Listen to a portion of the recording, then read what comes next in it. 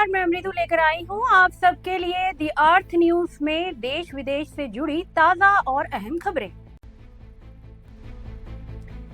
योगी आदित्यनाथ कल टोक्यो पहुंचे, जहां उन्होंने जापानी निवेश आकर्षित करने और व्यापार संबंध मजबूत करने के उद्देश्य से शीर्ष व्यावसायिक नेताओं व अधिकारियों से बैठक शुरू की। वे ईज ऑफ डूइंग बिजनेस 2.0 सुधारों का प्रचार करेंगे और साथ ही साथ राज्य के तेजी से औद्योगिक विकास व निवेशक अनुकूल नीतियों पर भी जोर देंगे। ये यात्रा यूपी को विनिर्माण तकनीक और बुनियादी ढांचा परियोजनाओं का प्रमुख गंतव्य बनाने पर केंद्रित है।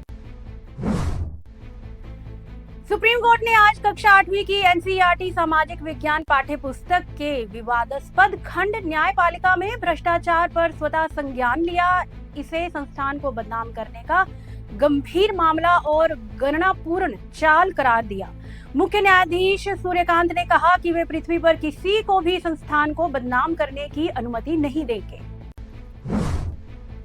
भाजपा के नवनिर्वाचित अध्यक्ष नितिन नवीन ने कांग्रेस नेता राहुल गांधी पर तीखा हमला बोला। उन पर 247 विदेश यात्राएं किए बिना भारतीय खुफिया एजेंसियों को सूचित किए तथा विदेश में भारत विरोधी पाकिस्तान समर्थक लोगों से नजदीकी का आरोप लगाया। 45 वर्षीय बिहार विधायक ने राहुल के कृत्यों को पंडित जवाहरलाल नेहरू से चली आ रही समर्पित मिशन का हिस्सा बताया, जो पीढ़ी दर पीढ़ी चला आ रहा है। उन्होंने इसे राष्ट्रीय सुरक्षा के लिए खतरा करार दिया। सुप्रीम कोर्ट ने तेजी से एक याचिका को खारिज कर दिया है, जो भारतीय नागरिक सुरक्षा संहिता बीएनएसएस की उन धाराओं पर सवाल उठा रही थी, जो सेवारत या सेवानिवृत्त न्यायिक अधिकारियों को निर्देशक, उपनिर्देशक और सहायक निर्देशक जैसे अभियोजन पद संभालने की अनुमति देती है। कोर्ट ने इसे अस्वीकार किया है। ये निर्णय कार्यपालिका और न्यायपालिका के बीच स्वतंत्रता के सिद्धांत को लेकर उठे विवाद पर आया। याचिकाकर्ता ने तर्क दिया था कि इससे न्यायिक निष्पक्षता प्रभावित हो सकती है।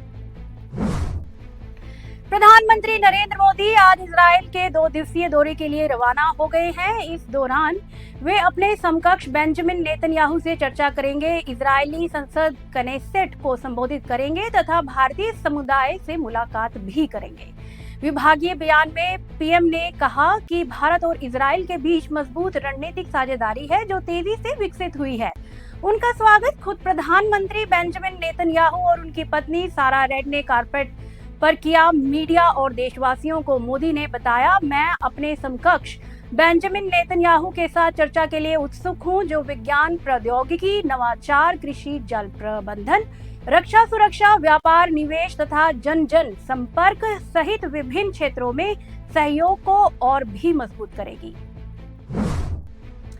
कांग्रेस नेता राहुल गांधी ने भोपाल के किसान महाचौपाल में कहा कि प्रधानमंत्री नरेंद्र मोदी को भारत अमेरिका अंतरिम व्यापार समझौता रद्द कर देना चाहिए, जो भारतीय किसानों के हितों के विरुद्ध है। उन्होंने इसे किसानों के दलों में तीर चुभोने जैसा बताया। ये बयान सोयाबीन, मक्का, कपास जैसे फसलों पर प्रभाव की आशंकाओं के बीच आया। डोनाल्ड ट्रंप ने 100 मिनट से अधिक के स्टेट ऑफ द यूनियन भाषण में शांति निर्माता की भूमिका पर जोर दिया। उन्होंने दावा किया कि पाकिस्तान के प्रधानमंत्री शहबाज शरीफ ने उन्हें 2025 के भारत पाकिस्तान संकट में परमाणु तबाही टालने का श्रेय दिया, जिसमें 35 मिलियन जानें बची। ट्रंप ने अपने पहले 10 महीने में 8 युद्ध समाप्त करने का भी दावा किया है। मारुति सुजुकी इंडिया ने गुजरात के हंसलपुर में रेलवे साइडिंग को दुनिया का पहला मॉडल शिफ्ट परिवहन प्रोजेक्ट बनाया, जो वेरा के वीसीएस के तहत प्रमाणित है। अगले 10 वर्षों में इससे लगभग 1 लाख कार्बन क्रेडिट अर्जित होंगे। ये उपलब्धि सड़क से रेल पर वाहन डिस्पैच स्थानांतरित कम करने वाली है।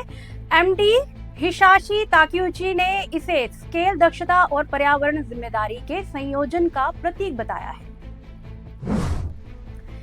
एबीवीपी ने बेंगलुरु स्थित अजीम प्रेमजी यूनिवर्सिटी के खिलाफ प्रदर्शन किया। संगठन ने आरोप लगाया कि विश्वविद्यालय में एक कार्यक्रम में जम्मू कश्मीर के अलगाववाद और विवाद को बढ़ावा दे रहा था तथा भारतीय सेना का अपमान भी किया गया था।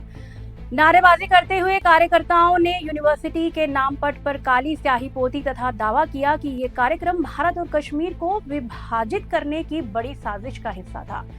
पुलिस ने 18 से 25 प्रदर्शनकारियों को हिरासत में ले लिया है।